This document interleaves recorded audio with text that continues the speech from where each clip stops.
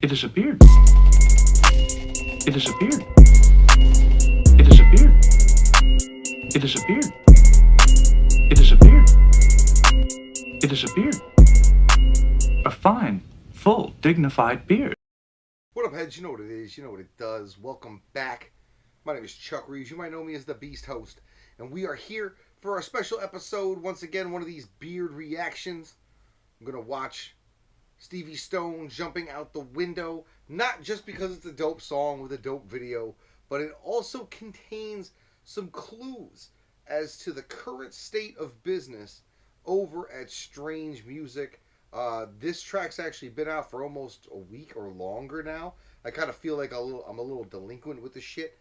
A few weeks ago, I got into a conversation with the good man Joe K over at It's Joe K Music, and me and him spoke about the current situation at Strange as I understand it from information that I've seen, things I've heard, rumors, etc., etc., etc.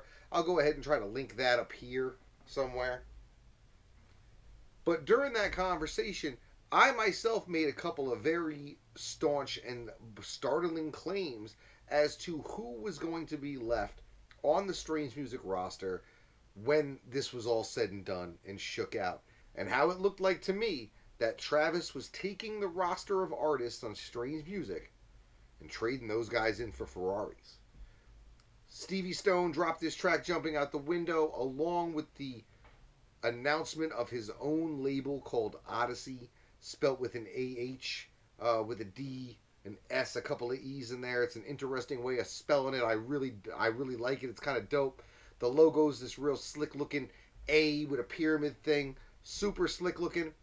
And this first track from his official Odyssey imprint, jumping out the window, tells a tale that we've heard before from artists departing Strange. But on top of that, I think Stevie gives some huge clues as to who else is going to be joining what I'm getting ready to start calling the Strange Exodus. I'll get into more specifics as we go along. This is not my first time listening to the song. I'll make sure to link this video in its entirety up here somewhere, as well as down in the description. So make sure you check that out. And just because he's no longer on Strange Music, don't not support the dude. If you supported him when he was on the Snake in the Bat, he's easily supportable when he's off. Ritz has proven that people can leave this label and still carry that fan base somewhat with them. I hope that Stevie can continue to do that as well. But let's get into it. This is Stevie Stone jumping out the window.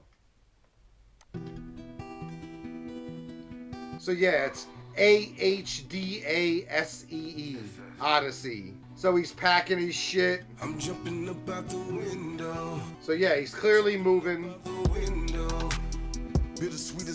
Got the new logo on the shirt. That's what you do when you start a new brand. So he's talking about people having leverage over him, numbers not adding up. Now, he has made no overt claims towards anybody over at Strange at this point in the song or at this point in this whole situation. He's been fairly quiet as far as interviews and talking about the situation directly. But from these lyrics, whatever situation he is referencing, whatever source memory it is that this song is coming from, is definitely talking about something being unfair, things being unfairly treated, and just him sick of somebody having leverage over him.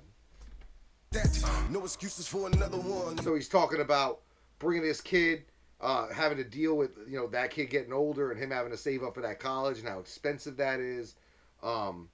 Everybody deals with these problems, whether they're an artist or not. These financial issues, what may have gotten you through financially on day one, is not the same that's going to get you through on day 365. But there's nothing in it for me making me want to stay. I'm jumping about. I'm gonna rewind that a bit. 10 toes, but I'm great. Never would have thought that it'd end this way. But there's nothing in it for me making me want to.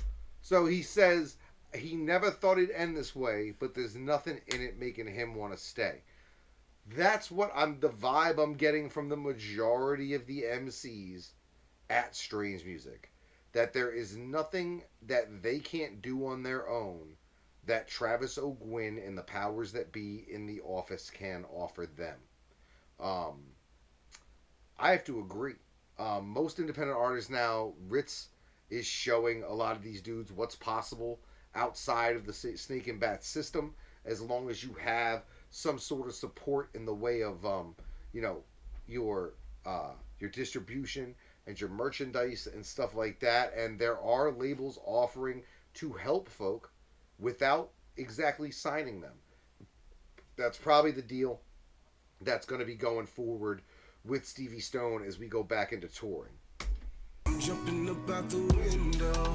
My pride taking over my mind. Don't be rubbing the wrong way. I like his singing. I like that singing. It's pretty dope. JL, Cess Crew, Mayday and Calico. So who'd he say? JL, Mayday, Cess Crew, Calico. Well, what I believe to be true, and what I dare say no to be true at this juncture, is that all those four people that he mentioned, Chris Calico, who we know has had contract issues between himself and Travis O'Guin in the past, Mayday, which is basically their own separate entity anyway. They handle a lot of their own business, they handle a lot of their own merchandising, and they handle a lot of their own digital content during 2020. Cess Crew, who we know not even to be a fully formed duo at this point, yet two solo artists who may or may not be sharing some sort of a deal. And then JL, who we know is iffy here, there, or the next thing. It's my belief that all these people are gone. That all these people have exited the situation. That all these people were traded by Travis O'Guin for Ferraris in the strange warehouse. Look at who he didn't say, though. He didn't say Tech. He most definitely say Tech. He didn't say Mackenzie. He didn't say any of the people that I believe to still be attached for whatever reason that may be. Clearly the reasons that Mackenzie Nicole is still attached to the label are infinitesimally different than the reasons that Tech is still attached to the label. But that is neither here nor there. But there was nothing that's in it that's making me want to stay. I'm jumping up out the He's repeating that again. He didn't think it was going to end this way, but there's nothing making him want to stay. I feel like if there was any real beef, so to speak, that perhaps Stevie would be discussing that a little more directly. So maybe just we're having here is one of those issues like I spoke about on Joe K's program, where an artist's time at a corporation, an artist's time under a certain set of contractual obligations has expired, has run out, has been terminated for whatever reason. Clearly, this video is showing that Stevie feels some sort of a way about it. It's what I keep talking about. It looks like Travis has decided to turn the mighty strange music into Trav's slightly used Ferrari Emporium. And this is what happens when you decide to do that sort of fucking shit. And when you do and have wonky ass business decisions getting made. Some people say that Strange Music stole some of the playbook from Psychopathic Records. I chose not to believe that for a long time. But seeing the way and the road that Travis O'Guin is taking, where he's basically turning an underground powerhouse, an underground institution. He tried to take it pop. When that shit didn't work, now he's turning it into a used car lot. I don't know what to tell you. Jay Leno collects cars. Seinfeld collects cars. Travis O'Guin collects Tech 9 Platinum Plaques and Ferraris. Because at the moment, it looks to be that the only viable artist still attached to Strange Music is the one they call Tech 9. I know why he's still over there. I know why he's allowed Travis to get a certain amount of leverage over him. It's not my business to tell you guys about that yet. Sooner or later I might. As well as sooner or later I might tell you all about the super secret, crazy celebrity feature I'm hearing about along the grapevine. That features the one they call Tech Nine. But I'm still trying to keep some sort of semblance of professionalism in this business. So out of respect for Aaron, I'm not going to spread his business out there like that. Yet. But all this pretending that Strange Music is anything more than a garage, a car wash, and a surplus storage unit for unsold Mackenzie Nicole CDs is ridiculous.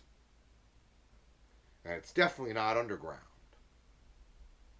So, make sure you supporting Stevie, man. Make sure you supporting Yubi when those announcements get made. Make sure you supporting JL if you choose. Make sure you supporting Mayday if those is your peoples. Change of address in the music business can sometimes mean death, especially at this level, especially where record labels generate and demand a level of loyalty, it seems, that is damn near cultish. Especially now. Follow these dudes wherever they go. If they decide to go independent, understand that the independent route for artists is the most profitable and the most beneficial currently. An artist being signed to your favorite label may not be the best thing for that artist or for your favorite label. You're a fan. If him leaving Strange upsets you, let Travis know. Clearly he didn't want to leave. Support Stevie, support Odyssey, support Cess Crew, support Mayday, support JL, support anybody who's out there doing it independent. And shit, man, still support Strange if you want to support putting Ferraris in the warehouse. Until next time, heads, my name is Chuck Reeves, and this has been The Beard Reacts to Stevie Stone jumping out the window.